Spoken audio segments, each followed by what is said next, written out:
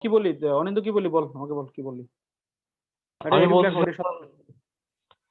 আমি বলছিলাম কি যে আপনার বাসায় মশা বাড়ছে নাকি, তা সেজন্য ছিল। মশা? আরে ভাই আমার মশাই খায়া ফেলাইতেছে। আচ্ছা ঠিক আছে, এখানে এই কথা বাদ দিই, মশা একটু বাড়ছে রে, ঠিক আছে, এখন এই কথা কই লাভ নেই, টাইম নষ্ট করবি না, কাজ কর। আমি এই সেশনটা শুধু ক্লাস নিয়ে আসতে, তাদের কাজ আছে না, একটু কাজ কর, তাদের কাজ কর। স্যার এটা কি ওইটার সাথেই নাকি আরেকটা? ভাই ওটার সাথে লিখবা, ওটার সাথে লিখবা।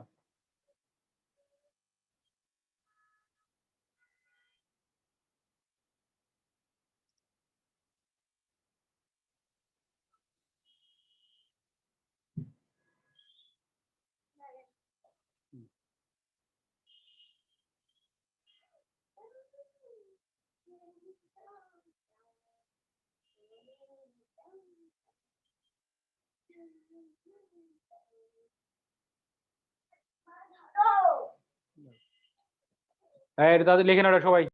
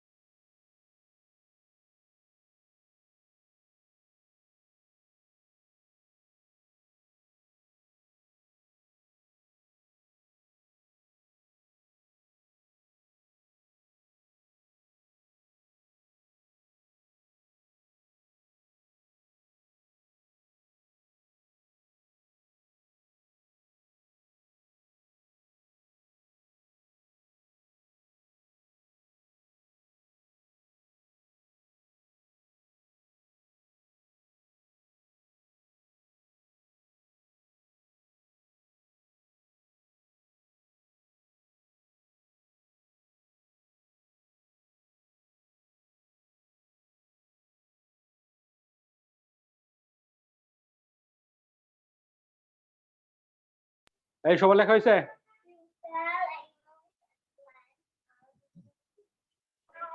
স্যার একটা ওয়ার্ড তাদের এটার সাথে একটু লিখতে হবে, তাদের তাতে করে একটু।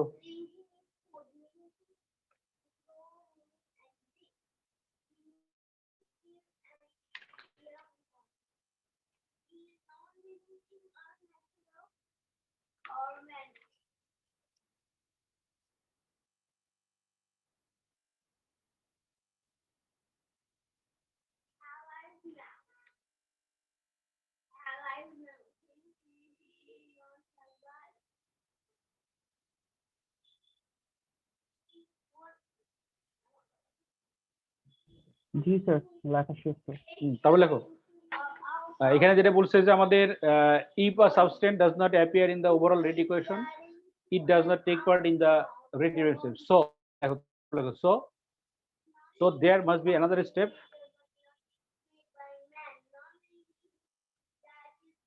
So there must be another step. So there must be another step where the reactant is used up. মানে যেটা রেট ইকুয়েশন নাই সেটা ইউজ করতে Where the reactant? So there must be another step. There must be another step where the reactant is used up.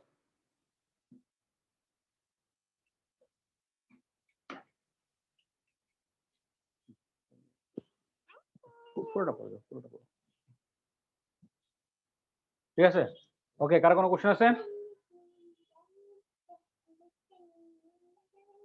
কারো কোনো question আছে?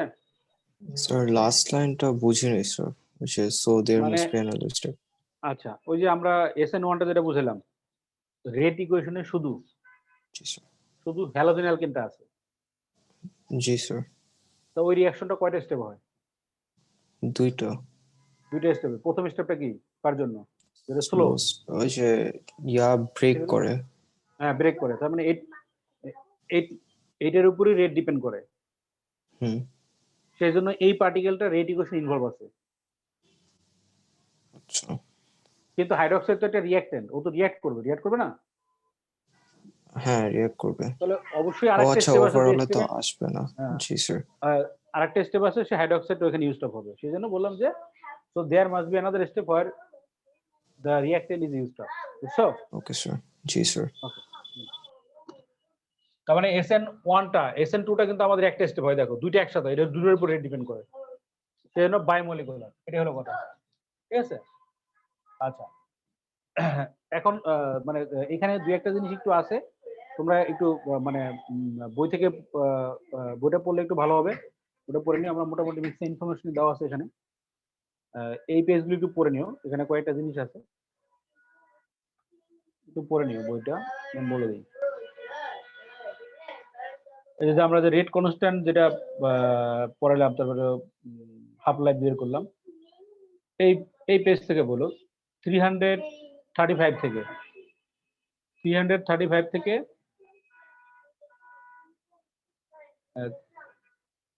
339 পর্যন্ত পড়ো। ওখানে ফার্স্ট হলো বিভিন্ন টাইপের, আবার কোনো রিঅ্যাক্টেন্টে দেখবে যে আমাদের রিঅ্যাক্টেন্ট নাই কিন্তু ক্যাটালিস্ট আছে, ক্যাটালিস্ট আমাদের অর্ডার ডিপেন্ড করতে পারে, সেটাও আছে। 339 পর্যন্ত? হ্যাঁ, 335 থেকে 339 পর্যন্ত পড়ো, কিছু ধারণা পাবো এখান থেকে। আচ্ছা, এবার আমরা যেটা ডিসকাস করবো সেটা হলো ক্যাটালাইসিস। হেডিং দাও, ক্যাটালাইসিস হেডিং দাও।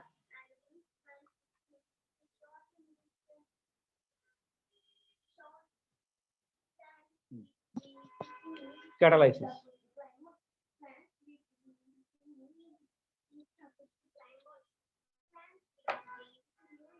ক্যাটালাইসিস আমরা যেটা জানি সেটা হলো যে আমাদের হোমোজিনিয়াস ক্যাটালাইসিস আছে, হেটেরোজিনিয়াস আছে। হোমোজিনিয়াসটা কি আর হেটেরোজিনিয়াসটা কি সেটা আমরা ডিসকাস করবো এখন। লেখো ক্যাটালাইসিস, নিচে লেখো there are two types of catalysis.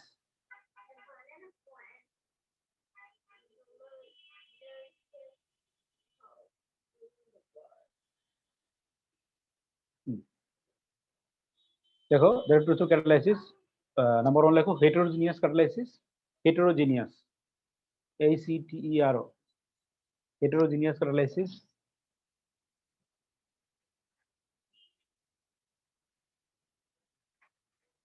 হেটেরোজিনিয়াস একটা, আর একটা হলো হোমোজিনিয়াস।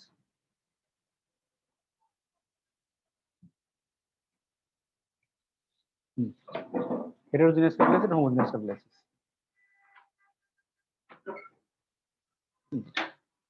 আচ্ছা, এবার নিচে লেখো হেটেরোজিনিয়াস ক্যাটালাইসিস।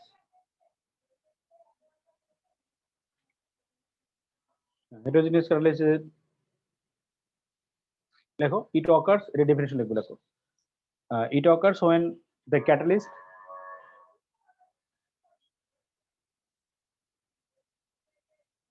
it occurs when the catalyst সবাই রিপিট করবেন। it occurs when the catalyst, heterogeneous এর আমরা ডেফিনিশন বলতেছি, it occurs when the catalyst is in a different phase. Phase আর স্টেট কিন্তু এক না, aqueous একটা ফেজ, aqueous কোন স্টেট না। it occurs when the catalyst is in a different phase to the reaction mixture.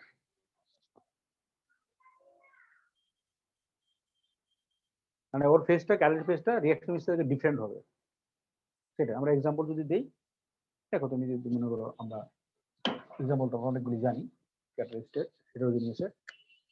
ওই যে আমাদের মনে করো যে এই যে নাইট্রোজেন গ্যাস হাইড্রোজেনের সাথে রিঅ্যাক্ট করে, এখানে আমরা আয়রন ক্যাটালিস্ট ইউজ করি, আয়রনটা সলিড, হ্যাঁ, আর অ্যামোনিয়া পরিবার, তাহলে ওদের স্টেট ওদের সেম না, মানে ফেজটা সেম না। তারপর মনে করো হাইড্রোজেন পারঅক্সাইড যদি আমরা এই করি, H2O2 aqueous, এটা আমরা ম্যাঙ্গানিজ পেরক্সাইড দিয়ে রিঅ্যাক্ট করাই, এটা সলিড, লাগে প্রডিউস হলো ওয়াটার, লিকুইড আর অক্সিজেন গ্যাস। ঠিক আছে, এটা হলো এক্সাম্পল, বুঝতে পারছো? কি কারো কোনো কোশ্চেন আছে?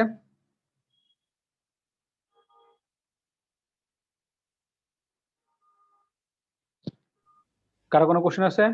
হেটেরোজেনিয়াসে তো শুধু মানে হচ্ছে ক্যাটালিস্ট হচ্ছে অন্য ফেজে থাকে বা স্টেটে থাকে। হ্যাঁ অন্য অন্য ফেজে থাকবে। হ্যাঁ, এটাই ঠিক আছে। হ্যাঁ স্যার। আচ্ছা, হুম।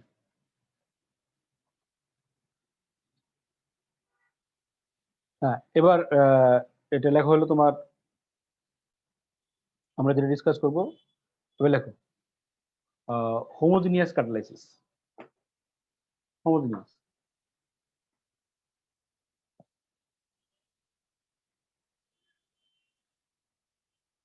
লেখো it occurs when catalyst is in the same phase,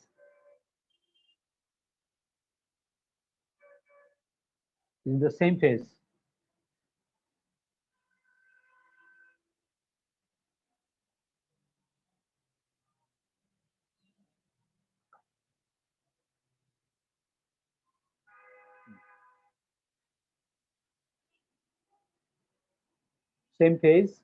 as the reaction mixture.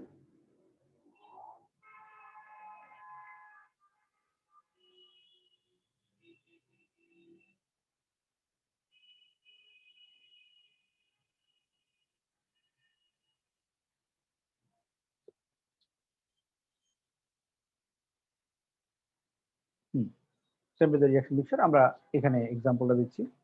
আচ্ছা স্যার, একটা কোশ্চেন ছিল স্যার। বলো। স্যার মনে করেন একটা রিঅ্যাকট্যান্ট আমাদের সলিড আর একটা রিঅ্যাকট্যান্ট আমাদের অন্য ফেজে আছে, লাইক অ্যাকুয়াস অথবা গ্যাস ফেজে আছে। ক্যাটালিস্টটা হইলো আমাদের সলিড, তাহলে কি বলবেন?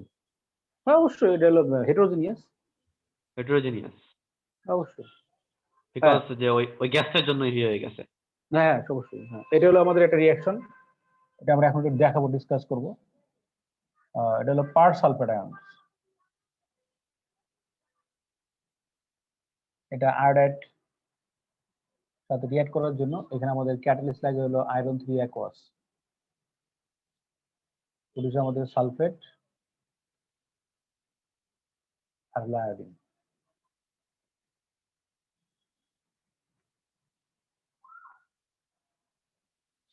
এই রিঅ্যাকশনটা লাগে এখানে আয়রন 3 আয়নটা হলো আমাদের এই, এটা হলো পার অক্সো ডাইসালফেট আয়ন আর পার সালফেট আয়ন, এই রিঅ্যাকশনটা ক্যাটালাইজ করে। আচ্ছা, এই রিঅ্যাকশনটা দেখে বলো তো এই রিঅ্যাকশনটা হয় না কেন ক্যাটালিস্ট ছাড়া? রিঅ্যাকশনটা দেখে বলো। স্যার বিকজ স্যার দুটো charge reaction is are negatively charge, so repulsion হয় অনেক। রিপাল করবে, হ্যাঁ, এই জন্য আমাদের অ্যাক্টিভেশন এনার্জিটা ভেরি হাই। ঠিক আছে।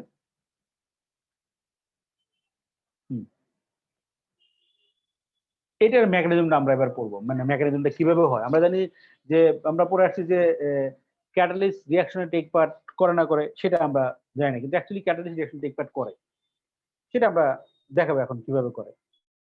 লেখো, নিচে লেখো আয়রন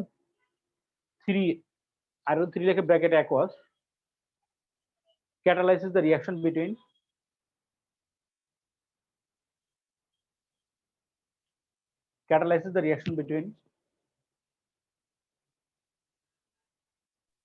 স্যার আবার একটু বলেন না। iron 3 ion, এই যে iron 3 ব্র্যাকেট অ্যাকোয়াস,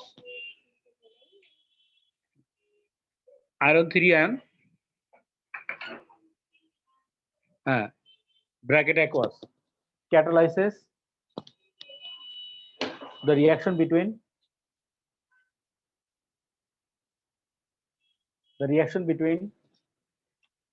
যেটার নাম হলো পার oxo ডাইসালফেট or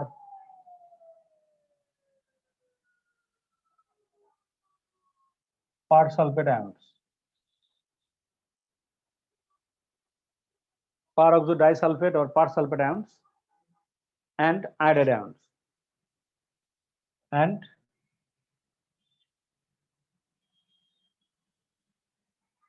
iodide ions.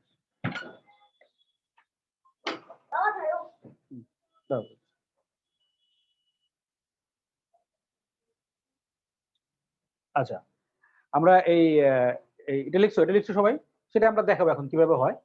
Catalyse কিভাবে করে সেটা আমরা দেখাবো। আচ্ছা, তোমরা এইসের কথা মনে আছে তোমাদের? আমরা যেটা পড়াইছিলাম ওই যে বলে ইলেকট্রোকেমিস্ট্রিতে যে iron 3 iodide does iron 3 iodide exist in aqueous solution? পড়াইছিলাম তোমাদের, দেখো তো মনে আছে? মানে iron 3 iodide aqueous solution exist করে নাকি করে না, এরকম একটা পড়াইছিলাম। আমাদের ভ্যালুজ আছে, ভ্যালুজ দেখে আমরা বলতে পারি যে রিঅ্যাকশনটা কি হবে, ঠিক আছে? সেটাই এখানে সেরকম আমাদের কিছু আসবে। দেখো প্রথমে আমাদের এখানে রিঅ্যাকশন 1, প্রথম রিঅ্যাকশনটা যেটা হয় রিঅ্যাকশন 1 দেখো, দেখে তারপর লেখো। দেখো at first iron 3 ions oxidize iron ions. Sir reaction 1 লিখে তারপর কি লিখবো? তারপর আমি যেটা বলি এটা লেখো, লেখো at first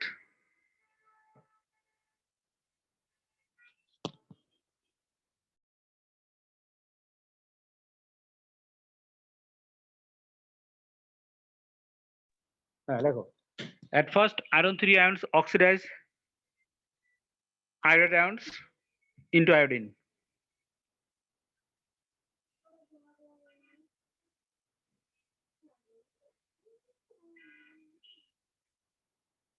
And iron 3 is reduced to iron 2. And iron 3 is reduced to iron 2. এখানে এই রিঅ্যাকশনটা প্রথমে দেখো, এই যে আমাদের আয়রন 3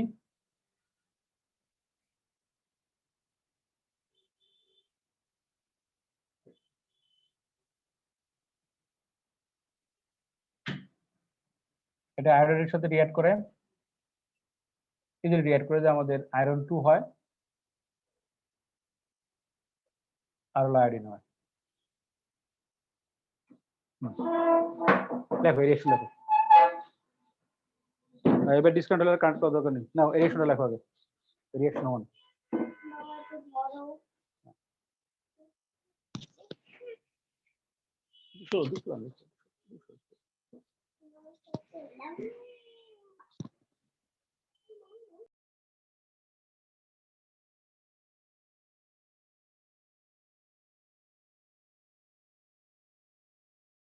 ঠিক আছে, চলে না চলে গেল। এই সবাই লেখা হয়েছে এটা? জি স্যার। আচ্ছা এবার লেখো রিঅ্যাকশন 2, এবার লেখো রিঅ্যাকশন 2। বাবা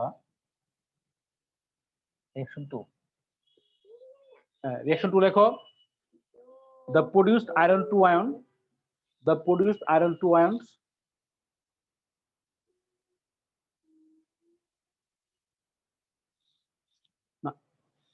the produced iron 2 ions reduce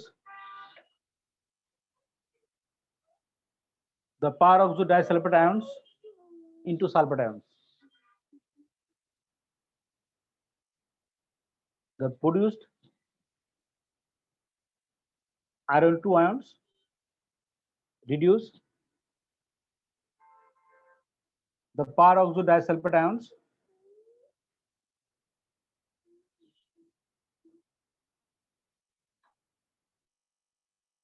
into sulfate ions. And iron 2 ions oxidize to iron 3 ions.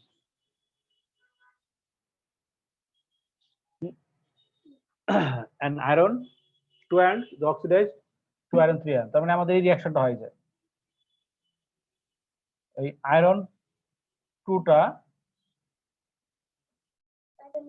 না পরে পরে পরে মানে এটার সাথে রিঅ্যাক্ট করে, বাবা রিঅ্যাক্ট করে আমাদের আয়রন 3 আয়ন হয় আর হলো সালফেট আয়ন হয়।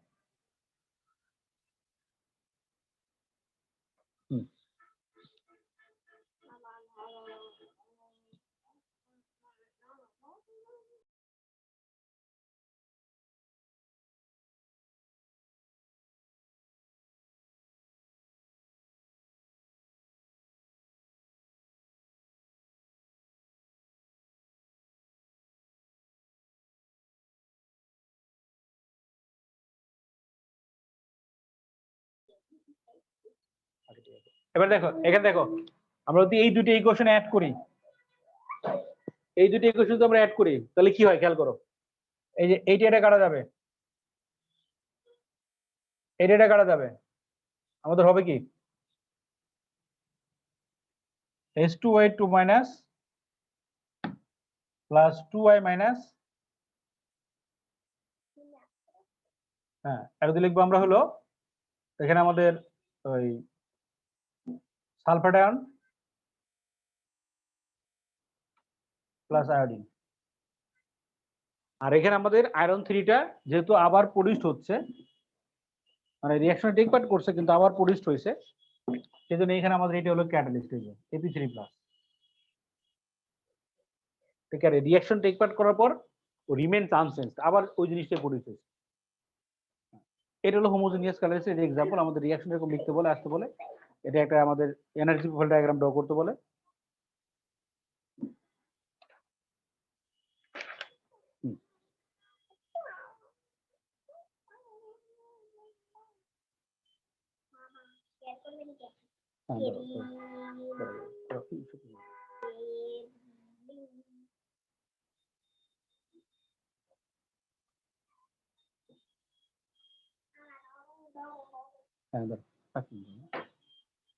এই সবার লেখা হয়েছে এটা?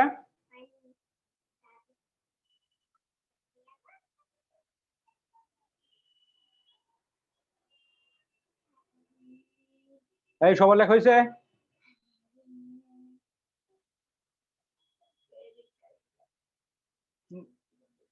না বাবা, না বাবা, এরকম করো না। জি স্যার। আচ্ছা, এবার আমাদের যেটা ডিসকাস করব সেটা লেখো, তারপর আমরা একটা এনার্জি প্রোফাইল ডায়াগ্রাম ড্র করব। এই এনার্জি প্রোফাইল ডায়াগ্রামটা আমাদের অনেক সময় ড্র করতে আসে, তাই একটু মাথায় রাখতে হবে।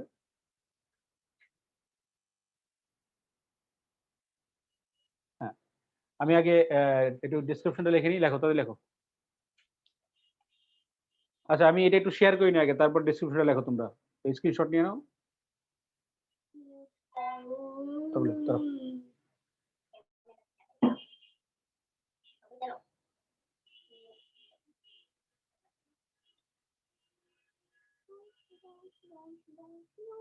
তাই সবাই একটা স্ক্রিনশট নিয়ে নাও। সবাই স্ক্রিনশট নিয়ে নাও। হ্যাঁ, তারপর আমরা যেটা লিখলাম একটু আগে তার ডেসক্রিপশন লিখবো, ডেসক্রিপশন লেখার পর এইটা ড্র করবা। এটা সবাই নিয়ে নাও, লেখো। The above reaction is very slow without iron 3 ion. The above reaction is very slow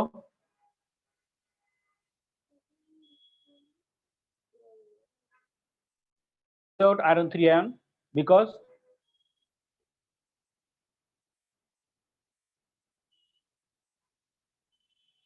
the par oxo disulfide ion and iodate ion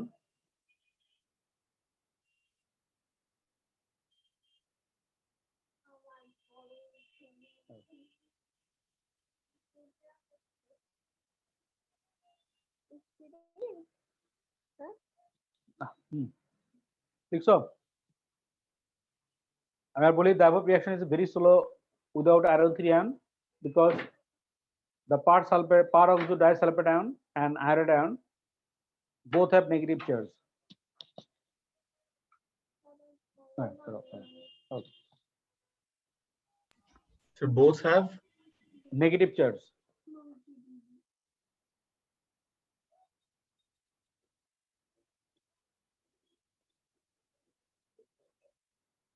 The full stop, in order to colloid and react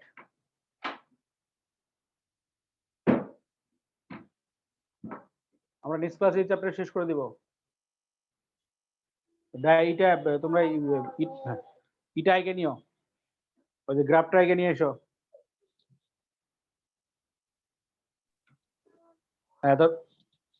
In order to colloid and react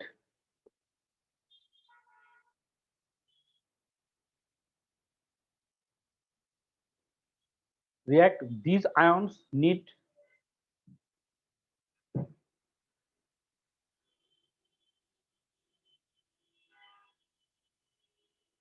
these ions need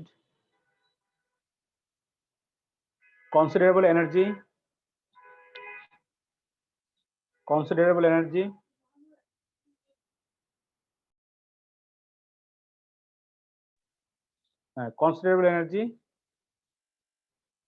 to overcome the repulsive forces.